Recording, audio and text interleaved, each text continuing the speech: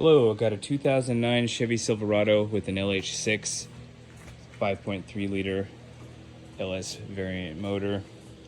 The issue the truck was having was a misfire in cylinder number 1. Customer took it to a couple shops. One shop sold him a tune-up, spark plugs, coils, wires, the works. Did not fix his issue.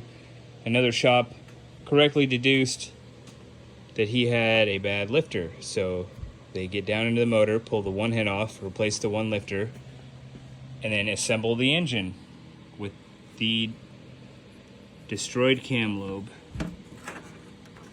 and send him back on his way.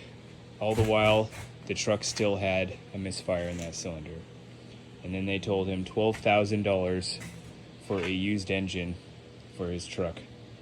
So he asked me to take a look at it for him. I just felt like that was an astronomical quote from those guys. But now examining this motor further, I believe we'll be able to get it back on the road again. We bought a DoD delete kit from AMS with the LS7 upgraded lifters, stock profile cam, and new head gaskets and all that. We're going to clean this up, and this motor will live again to fight another day. Thank you for watching.